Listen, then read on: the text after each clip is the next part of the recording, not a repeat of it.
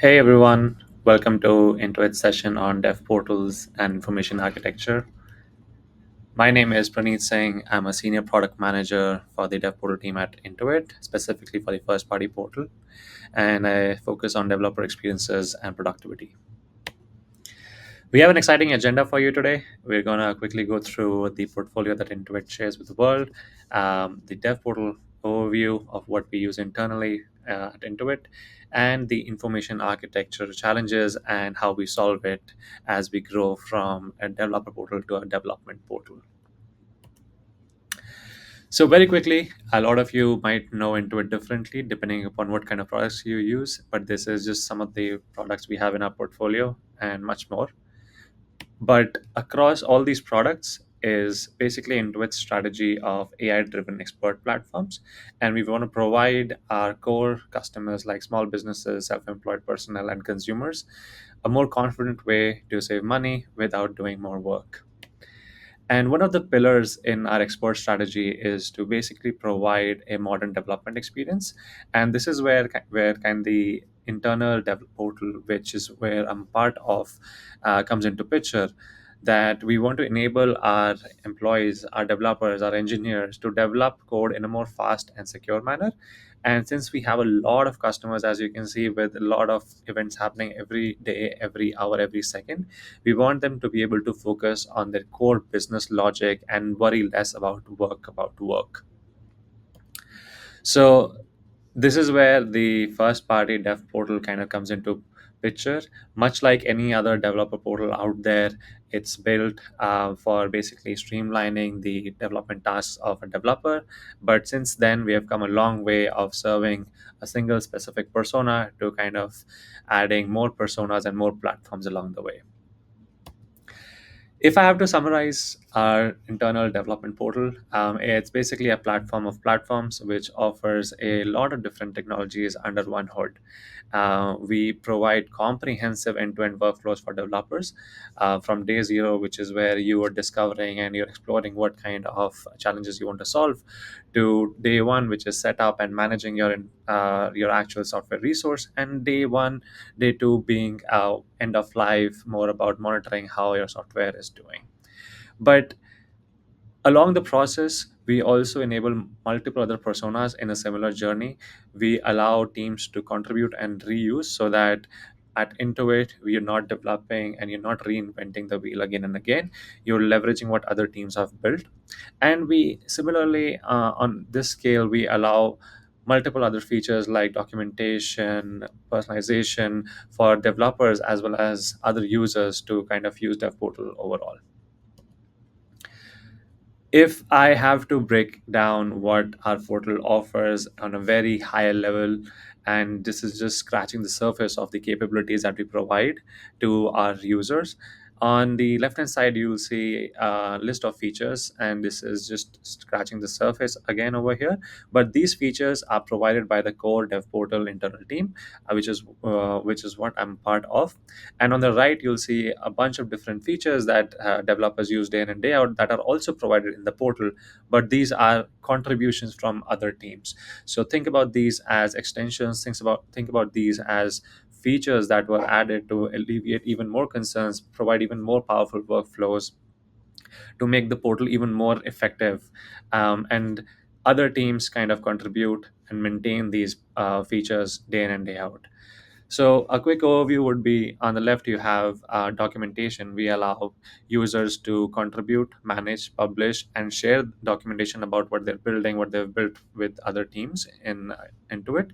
We provide out of the box RBAC, notification, personalization controls, and a comprehensive lifecycle management no matter which stage your software resource is in.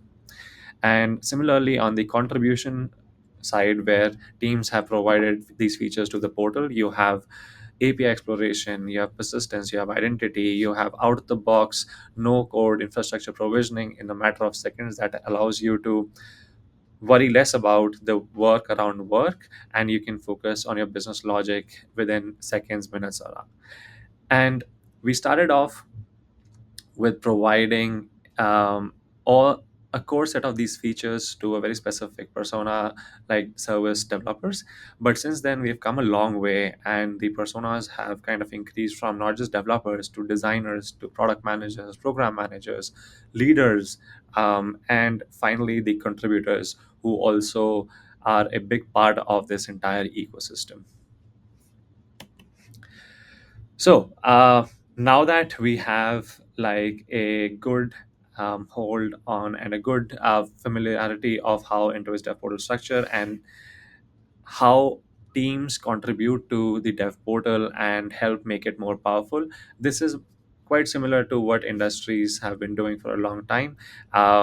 They have external and internal teams contributing to the developer portals and increase the scope of the features that you provide for your end users. But we noticed as we scaled up, as we provided more and more features, there were a couple of challenges that came out. One, discoverability. As you add more features, it becomes imperative, but that you have a good structure of where you add these features in dev portal. But this also leads to, if not managed well, a spaghetti of different features being put together and the user being asked to sift through them in order to leverage them. Customization. The more features or the more capabilities that get added to a developer portal, uh, higher the chance that it's going to get more rigid and non-customizable for the end user. And finally, scalability. We noticed that for the contributors, which are teams who want to come in and contribute to make the portal a bit more powerful, a bit more scalable, they were feeling a little less confident, a little unclear of how their capability, their offering would sit in the portal. There was no clear path or like no clear instructions on how to do so as things scaled up from simple service developers to multiple other personas. So, how do you solve for this, right? How do you figure out an approach where the portal can take in as many contributions, can take in as many new personas, and still be effective and good at what it does and what you intended it for to do? Before we go into that, a quick introduction to information architecture. IA is nothing but an organization of the information on a website. Um, Good websites have great intuitive IA, while the challenging ones have information spread across. So managing IA, especially on developer portals, becomes imperative because you add these new features, and you add new capabilities, you add new screens, and the user is expected to find a plethora of these capabilities by themselves with a good IA. So the first thing that we did was we basically said, "Hey, we have a lot of personas. We are getting good traction from different teams. We're getting good traction from different BUs. But how about we split personas more in terms of what they do?" So we found that if we bucketed our personas in three major categories: creators, consumers, and contributors, it allowed for a more scalable approach. This basically meant that one, for creation purposes, you have a set number of personas who come in, leverage what you provide in the portal, and then produce an output, let's say like a web service, web app, or like a microservice or like a library. You have consumers who come into dev portal specifically for a consumption standpoint. This will be looking at metrics, dashboards, information about software resources. And then you finally have contributors, teams who want to add more value to the portal itself so that it becomes more scalable, it becomes more powerful at the end of the day.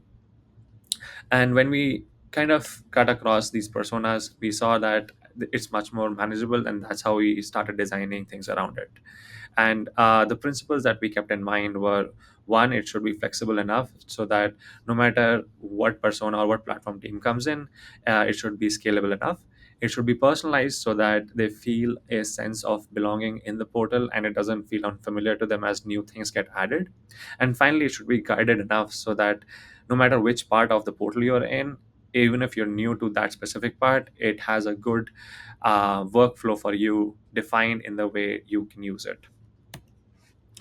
So, a very quick look into the journey phases that we dove deep. From an end user perspective, these are people who come into portal to produce outputs and to leverage the capabilities that are offered in the portal. It's pretty standard. You have setup, you have manage, and you have monitor. And from a contributor standpoint who want to add more stuff into the portal apart from your own team, you have similar but an expanded journey, which is basically discovery, planning, setup, and monitor. Now this might seem very intuitive and very parallel to what a regular software developer lifecycle looks like. But what we saw that when we dove deep into how these are mapped in the dev portal, we saw we only focus on some of these aspects in these phases, which meant there's an unmet need for the other phases. And that's also something we needed to take into account when we reimagined this entire dev portal. So the problems, as I mentioned, were discovery, customization, scalability. And the way we aimed at solving these three problems was to basically go ahead, revamp our information architecture, add a consumption space for consuming anything and everything within the portal from one single stop shop, adding more personalization so that the users feel more familiar, and making the contributions more visible, more clear, and more structured so that teams feel more confident in increasing the power of the portal. So let's look at our reimagine reveal. This is how the portal kind of looked before the revamp. You have a standard left nav where the menu is a list of different features, and within each features you have different sub menus, and you have a landing page with a fixed number of widgets providing information to the user.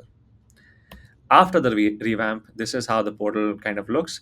You have four specific categories on top, and under all those categories are structural additions, making it much more easier for the user, for a contributor to figure out, hey, this is where I want to go, this is where I want to contribute, this is where I want to use this particular capability. Now, rearranging that meant talking to a lot of teams, figuring out how they use the portal, how they would want to use it in their day-to-day development needs. And we also added a bunch of different things in terms of the IA revamp and the UI UX. We added easy arrangement. We added curation cards for users so that no matter which persona they are, it becomes agnostic of that persona but personalizes it based on their usage. We also added a homepage. So basically, a new landing experience so that it's custom to the persona who's landing, and it provides a sense of ownership and belonging for the user. This way, it's ready for them to use from the get-go. We added a new discovery space, this which is specific for consumption only. So now if you're coming to the portal with any intention of consumption, be it reading a doc, be it looking at key metrics, be it learning about the metadata about a software resource, you can do it from a single pane of glass. And lastly, we added a contribution space. So if you are a contributor, you can go into this space, feed us our requirements of what you want to contribute, and then we would in turn suggest and take you through a process of contribution. What that basically looked like for an end user was, earlier as a web developer, let's say Natalia had to go through a bunch of different links, but now in this new page, the user has basically one area to learn all about web development and not having to pass on different screens, one personalized view, a single place to consume anything that they want to learn about different teams and what they've been doing. Earlier, it would have been passing through a bunch of different links and going through different pages or searching through different screens and then finally finding the right spot. So now that you have, you know, made a new IA, added more spaces, structured contribution process, how do you measure it? It can be pretty hard, but I believe with the right set of metrics, you can track to a good extent this and try to find out how the revamp is kind of doing and how it's signaling for the end users by average time spent, how people are searching, and the call to actions. Lastly, I want to end with some key learnings. I would definitely recommend setting up governance early in the game so that contributions have a clear cut path. users always want more quality over quantity of features, and there's always going to be multiple stakeholders when you have a lot of contribution. So prioritize wisely, and always focus a lot on user delights. They're small but very nice wins. Thank you.